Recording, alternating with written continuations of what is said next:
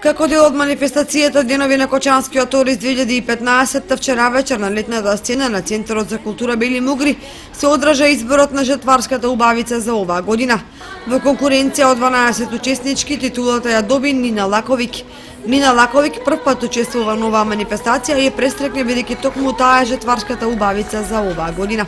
Јас на вистина не очекував дека ќе ја земам титулата жетварска убавица покрај оваа прекрасна конкуренција покрај сите девојки. Ќе го представам градот Кочани во најдобро светло и на телевизиите на кои што ќе се представиме, но и на зажнеувањето. Ова ми е прв пат што учествувам во оваа манифестација и на вистина не очекував дека јас ќе бидам жетварската убавица, но ете се случи.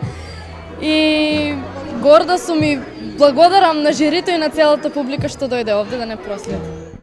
Нина Лаковик ја придружуваат и две убавици, Драгана Лукик и Сандра Арсова.